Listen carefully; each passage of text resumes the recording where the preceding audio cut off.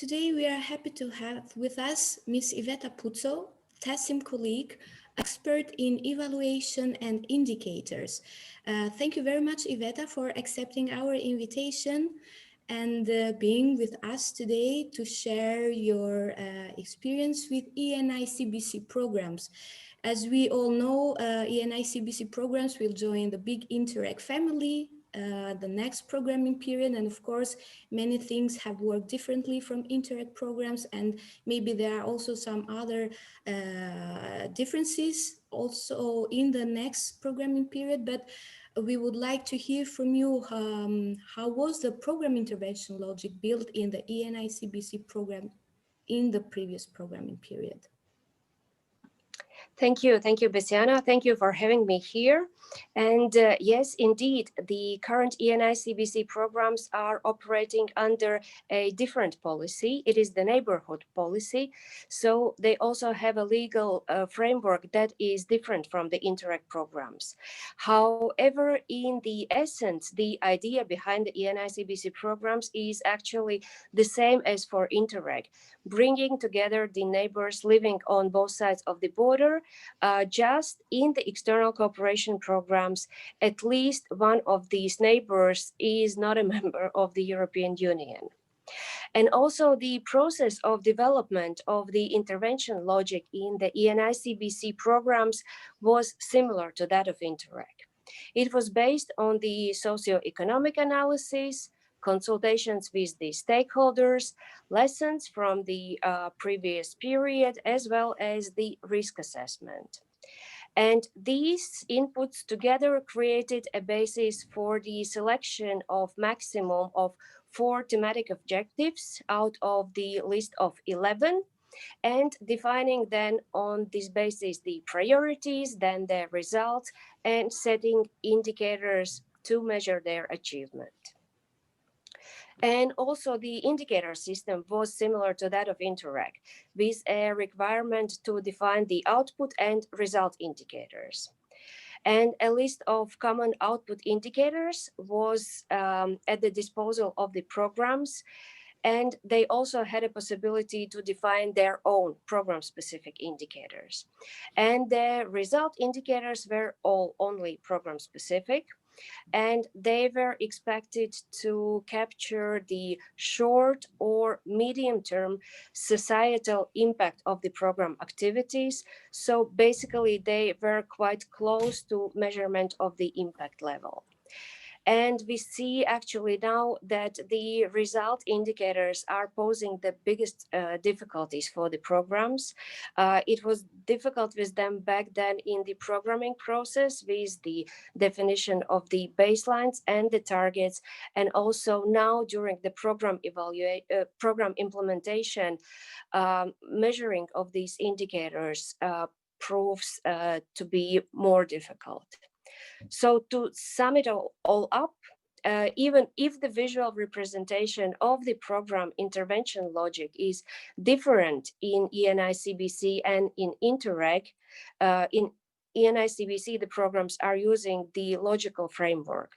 The process and the rationale are actually pretty similar.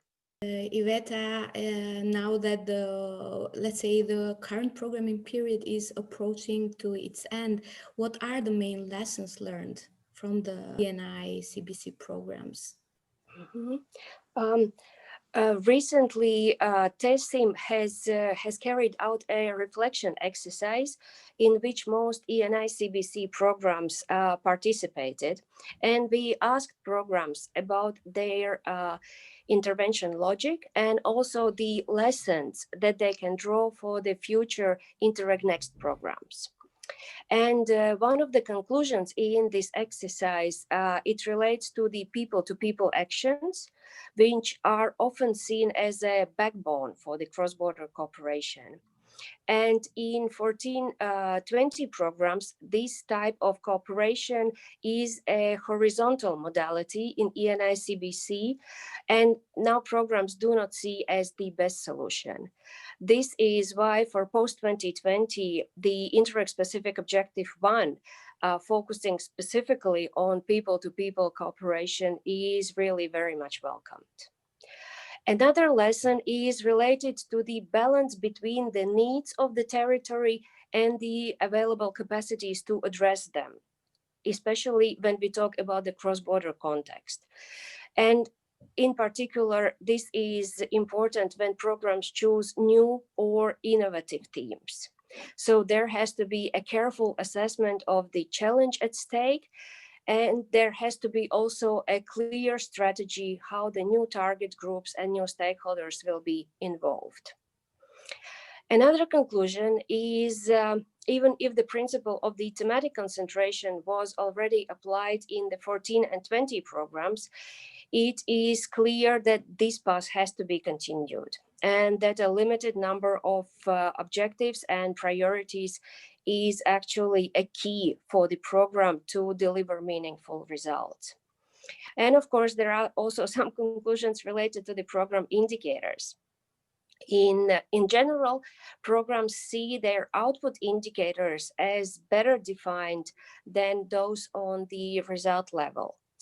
And areas for improvement of the indicators are related to the needs of stronger links between the indicator and the objective that this indicator is supposed to measure.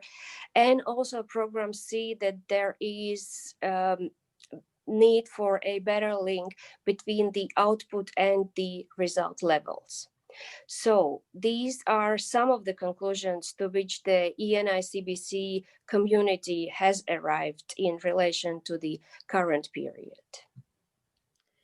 Thank you very much, Iveta. And my last question would be, in view of the next programming period, what are the prospects for the future and what can be the main challenges for the external cooperation programs to that respect?